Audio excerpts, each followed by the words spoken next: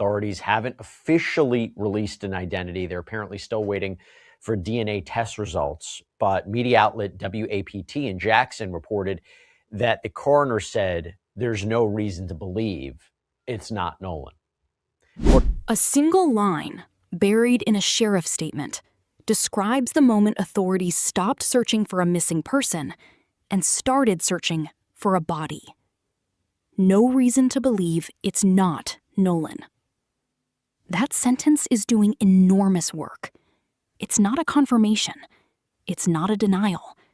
It's a coroner's office speaking in the only language it's legally permitted to use before DNA results return.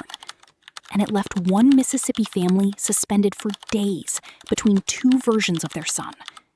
The one who might still be found, and the one whose remains were already sitting in a morgue.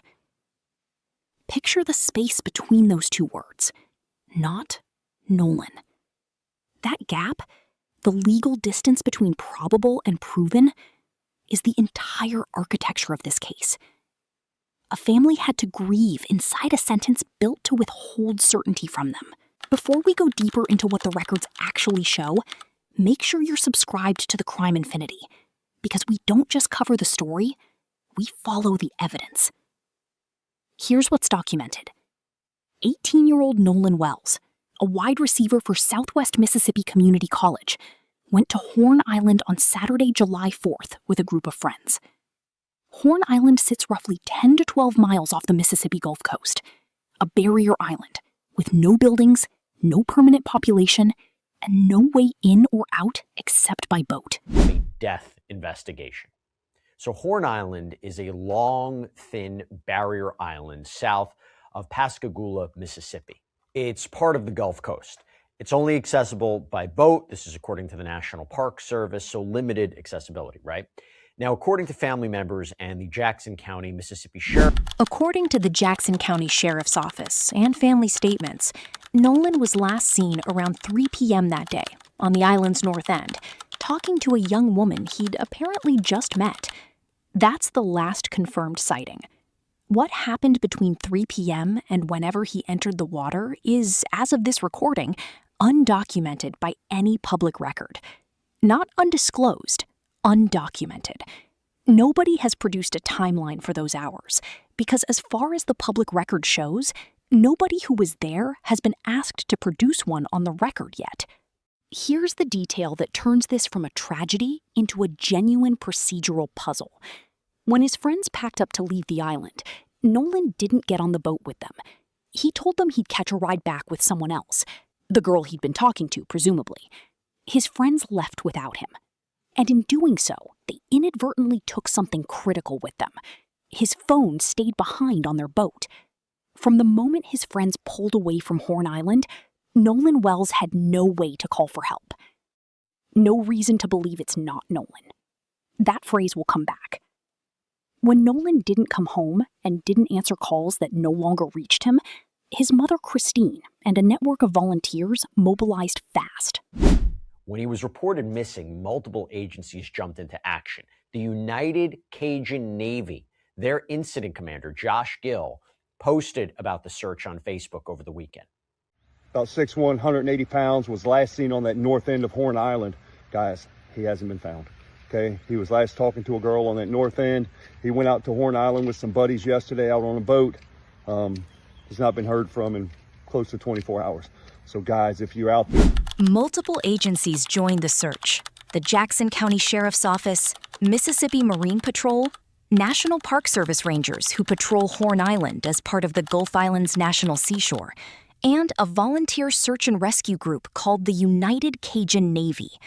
Brian Trasher, the organization's vice president, later described how his team deployed a rescue boat on Sunday, and when that produced nothing, put a spotter plane in the air at first light Monday morning to fly a search grid across Horn Island, Ship Island, and down toward Louisiana's Chandelier Islands. One with information to get in touch with authorities, and it's unclear so far what Nolan's friends told law enforcement, told authorities when they reported they couldn't find him.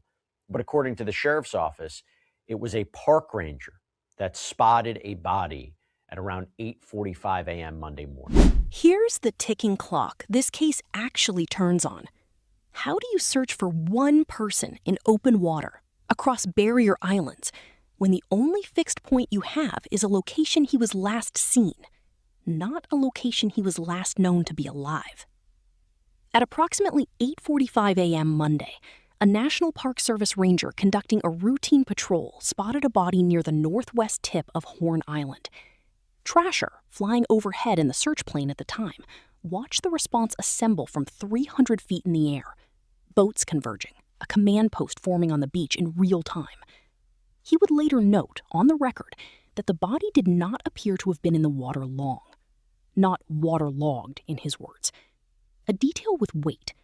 It suggests the body surfaced or washed ashore closer to the time it was found than the timeline of Nolan's disappearance would otherwise suggest, which raises its own quiet question about where it had been for the 2.5 days in between.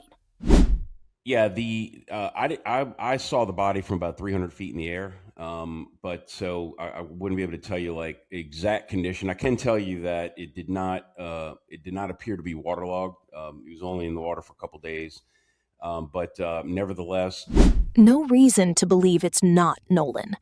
The sheriff's office would not confirm identity that day, and Thrasher explained why, on the record. A coroner cannot sign a death certificate without DNA confirmation, regardless of how confident investigators privately are. That is not bureaucratic caution for its own sake.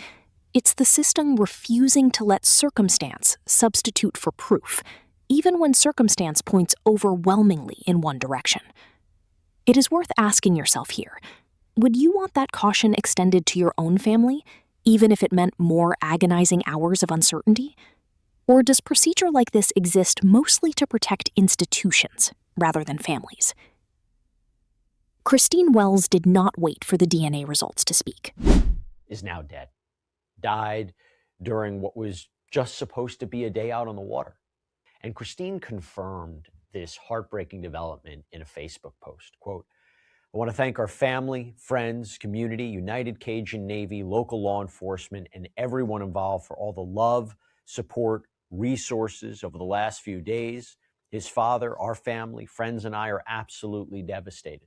Heartbroken for my sweet son who is always willing to cheer and uplift others." In a Facebook post following the discovery, she thanked the volunteers, law enforcement, and community members who searched for her son, and asked, in her words, for time to grieve. Southwest Mississippi Community College's president issued a parallel statement describing Nolan as an exemplary student and a well-respected teammate. Neither statement contains a cause of death.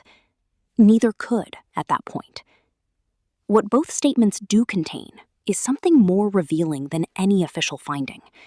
A family and an institution accepting a conclusion that the paperwork had not yet caught up to. That gap between belief and confirmation is where misinformation moves fastest, and this case is no exception.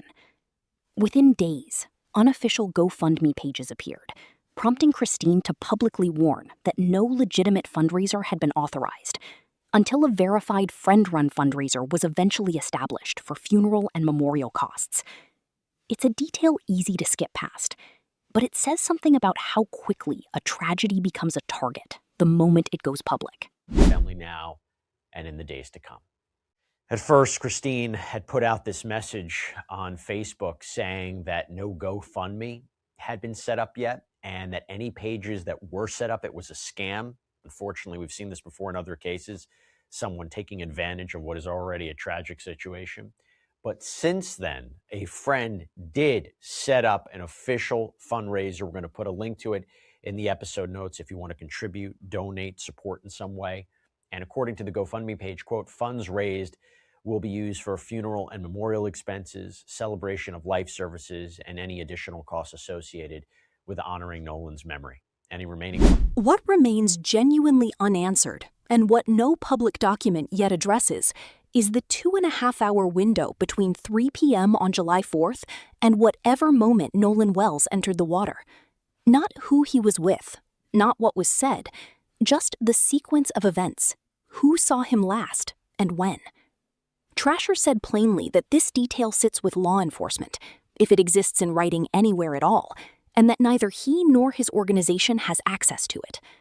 As of this recording, the Jackson County Sheriff's Office has not released a public incident report detailing that timeline, and the autopsy results that would formally confirm both identity and cause of death had not yet been made public.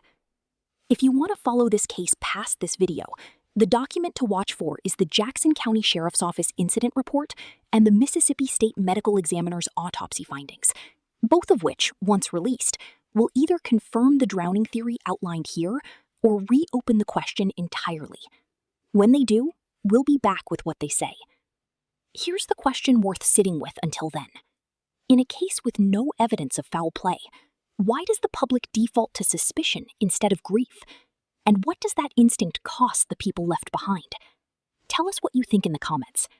If this breakdown helped you understand what's actually documented here versus what's just noise, like this video, share it, subscribe to the Crime Infinity, and turn on notifications, because when the autopsy results land, we'll be reading them the moment they're public.